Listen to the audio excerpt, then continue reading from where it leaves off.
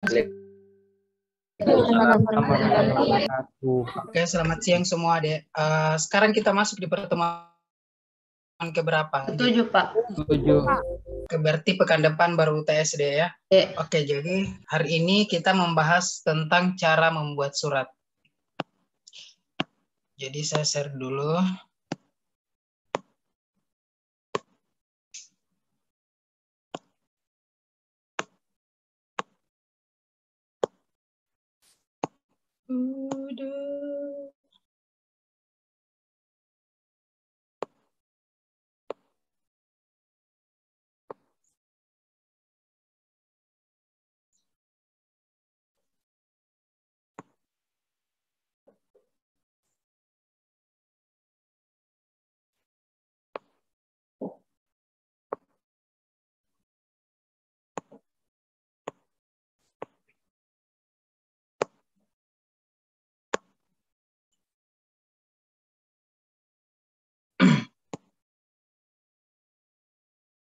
Buat surat.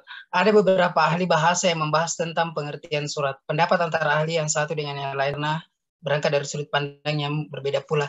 Jadi sekarang ini ada namanya, karena kita sudah berpindah dari sistem manual ke sistem digital, ya. Jadi apa-apa itu serba digital. Misalnya kalau Anda mengirim surat undangan di pernikahan itu, nah sekarang kan juga ada nama surat undangan PWA ya. Siapa yang pernah didapat undangan yang surat digital surat undangan pernikahan lewat WA atau medsos lain? Pasti banyak ya. Iya, karena sekarang ini sudah berkembang sekali. Nah, kenapa cara membuat surat saya angkat sebagai pembelajaran ya, saya hanya ingin sharing perbedaannya antara cara membuat surat secara manual dengan secara digital. Kalau secara digital itu lebih hemat, tidak memakan biaya banyak ya dibandingkan dengan membuat surat undangan. Misalnya ada mau nikah, nah dia sebarkan 1.000 undangan nih. Nah itu kan minimal 10 juta ya. Kalau tidak salah sih, tergantung model undangannya deh ya. Nah kalau digital itu cukup satu dibuat dan bermodalkan kuota 5.000 ya sudah tersebar kemana-mana itu undangan. Nah inilah perbedaan antara surat undangan via digital dengan manual. Nah inilah yang harus jadi konsumtif bagi masyarakat umum, Adek ya. Jadi harus terbiasa dengan surat digital. Jadi jangan merasa saya ini tidak dihargai, saya tidak dikasih undangan secara manual. Saya tidak mau datang ke acaranya. Nah, kalian salah. Karena kan sekarang kan sudah sistem digital, jadi harus memang mengikuti zaman deh ya. Jadi harus menggunakan surat. Jadi bukan wajib, tetapi harus. Kalau ada solusi untuk berbeda, makanya banyak itu, apalagi teman saya di Makassar ya. Kalau acara undangan ulang tahun itu biasanya dia sharing ke grup atau sharing ke nomor WA untuk undangan. Jadi di situ undangan happy birthday, kemudian ada emojinya lebih variatif lagi karena bergerak, karena berupa video, ada juga yang berupa animasi. Nah ini adalah salah satu konsumsi komunikat ya. Jadi ini perkembangan teknologi yang semakin mendukung kebutuhan masyarakat umum. Tapi tidak sedikit juga yang kontra dengan hal seperti ini. Misalnya yang dari kampung itu kalau dikasih undangan surat misalnya lewat WA, bercanda kali ya, atau memang dia punya acara atau tidak. Nah, biasakah orang kampung itu dia hanya memenuhi undangan kalau disodorkan langsung secara fisik ya atau secara manual. Kemudian di sini menurut Darji mengemukakan bahwa surat adalah suatu sarana untuk menyampaikan informasi atau pernyataan secara tertulis kepada pihak lain, baik atas sendiri ataupun jabatan dalam organisasi. Jadi misalnya kemarin itu sebelum saya mengajar di setiap jalan, saya disurati oleh atasan bahwasanya saya mengajar bukan secara manual, beda dengan beberapa tahun lalu di amplop itu surat kemudian dikasih ke dosen. Tapi sekarang tidak, jadi tinggal di-share ke grup WA, cari nama, ya sudah. kita merasa diulang ya, karena sudah ada nama tercantum di situ. Selanjutnya, apabila terjadi hubungan terus-menerus antara dua belah pihak yang dilakukan berkirim surat, maka terjadilah surat menyurat. Diartikan sebagai suatu aktivitas berkirim-kirim surat. Jadi surat ini sebenarnya aktivitas kegiatan lalu ya. Nah, aktivitas kegiatan lalu bisa misalnya orang yang masa lalunya itu penuh dengan asmara, yang bercinta dengan kekasihnya, tapi belum memakai HP, itu ya untuk berkomunikasi ya harus bersurat, harus via surat ya. Misalnya yang dari luar kota pacaran dengan orang Jakarta, misalnya pacaran dengan orang Makassar, nah harus via surat. Jadi dia itu ke pos hanya untuk menjemput surat dari sang kekasih. Nah sekarang sudah beda. Jadi apa yang dibuat itu dan di-share itu bisa langsung didapatkan secara cepat dan tepat. Oke. Dan kemudian membalas maka terjadi pengertian surat menyurat dalam arti luas meliputi semua aktivitas atau usaha yang berhubungan surat, yaitu membuat surat dan menggandakan surat. Oke. Mengarsipkan surat. Berdasarkan pendapat kedua ahli di atas, disimpulkan bahwa surat adalah karangan maksud dan tujuan yang diinginkan oleh pembuat surat. Sedangkan surat menyurat adalah kegiatan berkomunikasi yang saling membahas antara pihak pertama dengan pihak kedua dengan surat sebagai alatnya. Oke, kita kembali ke surat resmi. Kalau surat minta izin ke dosen itu masuk kategori surat resmi atau surat tidak resmi, Dek? Resmi. Masuk kategori surat resmi deh, karena di situ kan misalnya kamu minta izin, Assalamualaikum warahmatullahi wabarakatuh, yang berkenan atas ini si A tidak berkenan hadir berhubung karena berhalangan bla bla bla bla. Kemudian tanda tanganmu dibawa. Nah, ini masuk kategori surat resmi. Peranan surat lebih jelas lagi terutama dalam surat resmi, misalnya surat perjanjian, surat resmi misalnya surat perjanjian, surat menyewa. Nah, ini juga surat jual beli, surat wasiat, dan surat-surat resmi lainnya. Surat tersebut selain resmi sifatnya juga mempunyai kekuatan hukum. Jadi, misalnya akta jual beli ya, itu masuk kategori surat resmi. Kemudian surat wasiat, bahwasanya kamu diwariskan untuk memiliki sebuah sebidang tanah. Nah, ini tidak boleh diganggu-gugat oleh pihak lain karena ada tersurat dalam sebuah catatan bahwasanya kamu memang berhak untuk mendapat warisan ya. Atau surat beli, misalnya surat jual beli tanah. Nah, ini harus ada bukti materai pokok hukum ya. Misalnya ada yang mau mengklaim bahwasanya tanah kamu yang kamu beli tanahnya orang lain. Nah, kamu ajukan saja surat jual belinya bahwasanya ini ada buktinya. Jadi surat resmi itu masuk kategori surat wasiat, kemudian surat jual beli. Ada beberapa pendapat tentang ini. Sujito dan Solchan memberi pengertian satu alat sarana komunikasi tulis. Surat itu sebagai alat komunikasi tulis yang paling efisien, efektif, ekonomis, dan praktis. Juga dikatakan bahwa surat resmi atau dinas oleh kantor pemerintah. Nah, surat dari dinas juga untuk pihak kait masuk kategori surat resmi deh ya. Jadi yang masuk kategori surat tidak resmi itu ya surat untuk individu, misalnya kamu dengan seseorang yang kamu sayang, misalnya kamu kirim surat, nah itu masuk surat resmi. Surat tidak resmi. Kemudian kata-katanya juga yang tidak baku, nah itu masuk kategori sudah tidak resmi deh ya.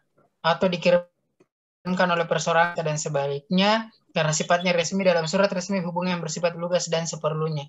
Jadi yang tercantum di dalamnya itu yang seperlunya saja, yang perlu saja ditekankan di situ ya, itu yang dicatat. Jangan 5 paragraf ya, surat itu bukan surat, itu namanya paragraf ya. Kalau misalnya kamu mengirimkan surat sambil kayak ini masuk kategori surat tidak formal. Kemudian syaratnya, syarat-syarat surat resmi menurut Sujiko itu mengemukakan bahwa surat yang baik haruslah memenuhi syarat penyusunan sebagai berikut. Jadi pertama harus disusun dengan teknik penyusunan surat yang benar, yaitu penyusunan letak bagian dengan aturan atau pedoman yang ditentukan. Jadi ada aturannya deh ya, ada syaratnya untuk menyusun surat resmi. Kemudian pengertikan yang betul, jelas, dan rapi. Jadi misalnya Assalamualaikum warahmatullahi wabarakatuh, salam sejahtera bagi kita semua. Nah, ini adalah salah satu bagi kalian untuk menulis surat yang formal.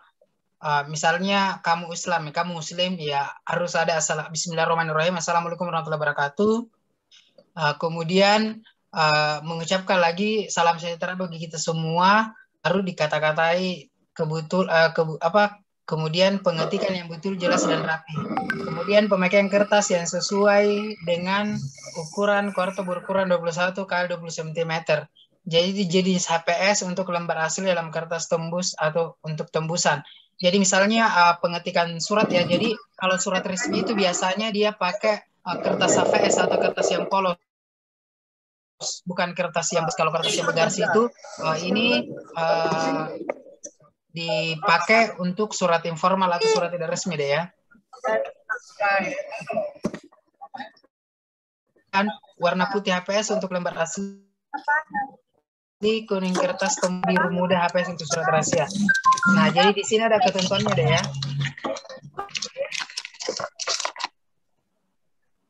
Kemudian kedua, isi surat harus dinyatakan secara ringkas, jelas, dan eksklusif. Jadi di sini dikatakan surat itu harus dinyatakan secara ringkas dan jelas. Nah, di sini sudah ditentukan bahwasanya dalam pengisian surat formal itu harus dinyatakan secara ringkas, padat, dan jelas. Tidak boleh menggunakan kata tidak baku, harus menggunakan kata baku kalau surat resmi deh ya. Menguntungkan kepada kedua pihak, yaitu terima dapat memahami isinya dengan tepat dan tidak ragu-ragu. Dan pengirim memperoleh jawaban secara cepat apa yang dikehendakinya. Bahasa yang digunakan haruslah bahasa yang benar atau baku sesuai dengan kaidah bahasa Indonesia, baik tentang ejaan, pemilihan kata, bentuk kata, maupun kalimatnya. Selain itu, bahasa surat haruslah efektif. Untuk itu, surat haruslah logis, wajar, hemat, cermat, sopan, dan menarik. Jadi, kalau untuk menyurati seseorang itu, walaupun kamu kesal dengan seseorang itu, ya harus pakai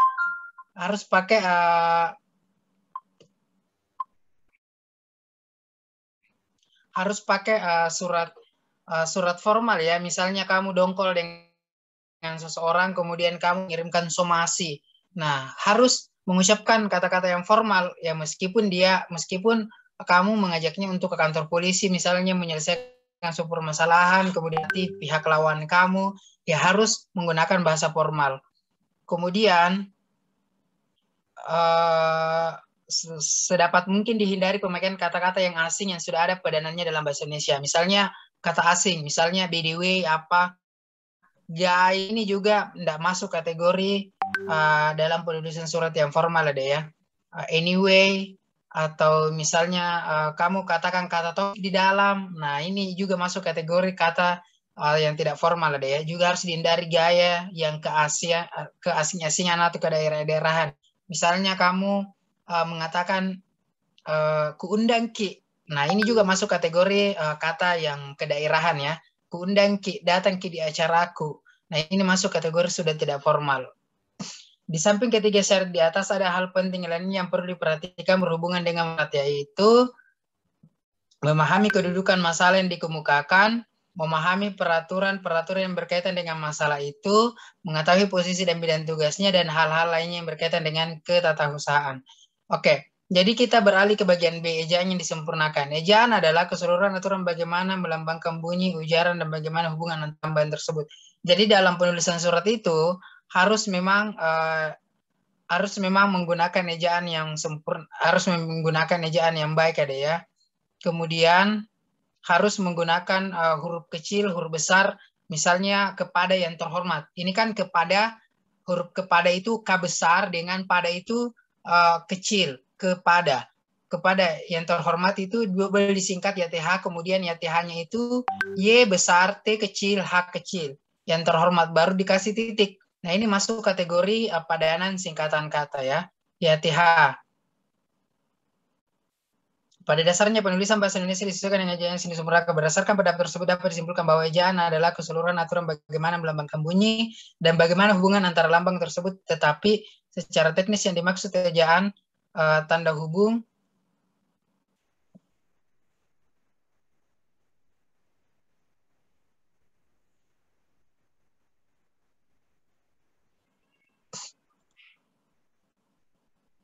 Oke, jadi dalam penggunaan surat itu harus digunakan huruf besar atau huruf tebal. Misalnya contoh surat apa ya?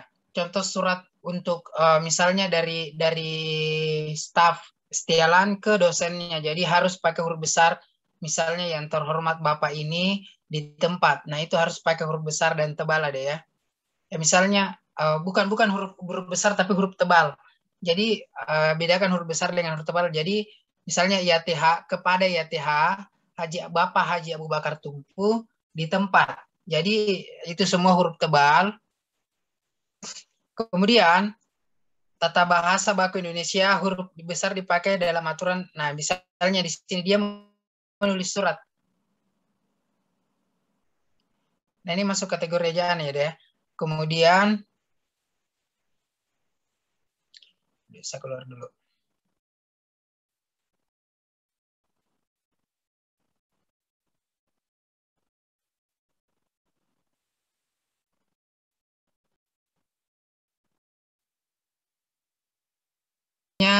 Kamu mengatakan kepada yang terhormat Bapak Haji Abu Bakar Tumpu di tempat ini, saya mengundang Bapak untuk datang di acara kami dalam rangka pembukaan misalnya toko buku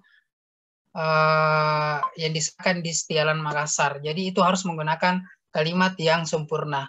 Kenapa saya katakan begitu ya? Memang begitu aturannya kalau dalam surat formal itu harus memang menggunakan kalimat sempurna. Kalimat sempurna adalah kalimat yang di dasarnya terdiri dari sebuah klausa bebas.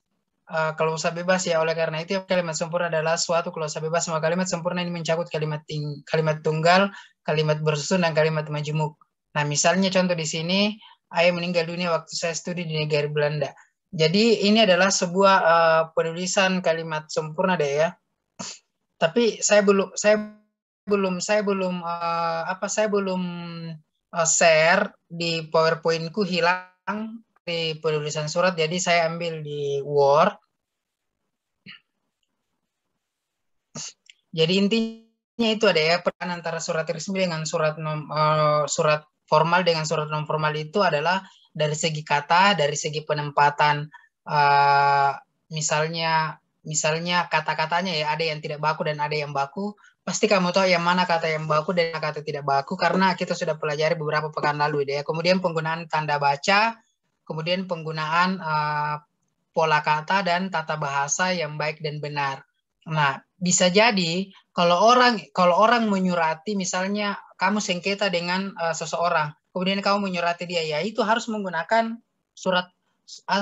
kata-kata formal, tidak boleh menggunakan kata-kata kasar sekalipun kamu dongkol dengan orang tersebut ada ya.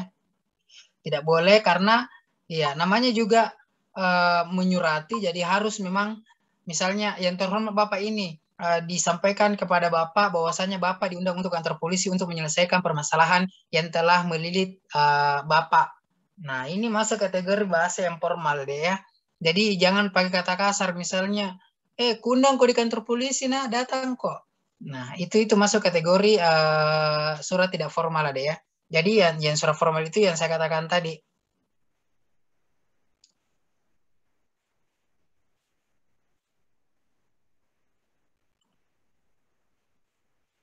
Oke, sekarang masuk di penugasan saja deh ya, karena ini materiku hilang, nggak tahu kemana nih bagian materiku di surat.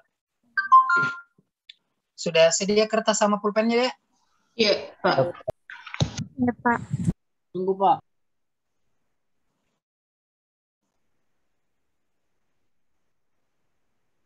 Jadi sebentar saya tanya satu persatu deh ya, kalau sudah dijawab saya tanya persatu.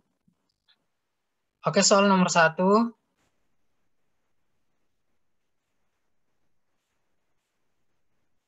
Jelaskan deskripsi daripada surat. Jelaskan deskripsi daripada surat.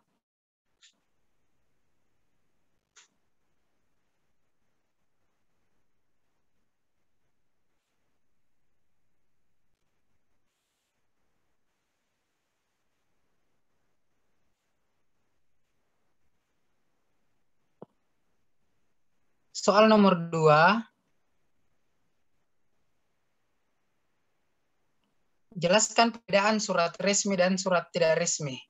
Surat formal ataupun surat non formal.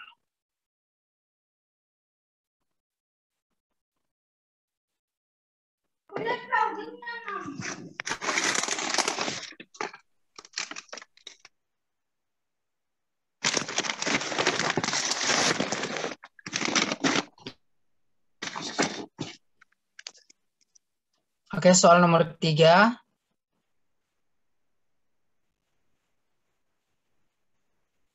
Buatlah satu contoh surat resmi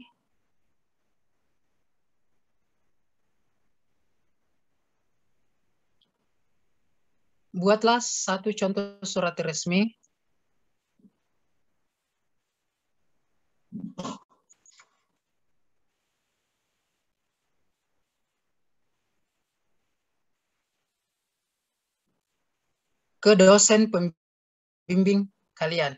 Jadi buat surat resmi ke dosen pembimbing, misalnya kalian mau ujian proposal skripsi. Nah, bagaimana cara membuat surat resmi untuk mengundang pembimbing kamu untuk datang di ujian proposal skripsi kamu? Oke, saya kasih waktu 30 menit ada ya untuk dikerjakan 3 soal saja.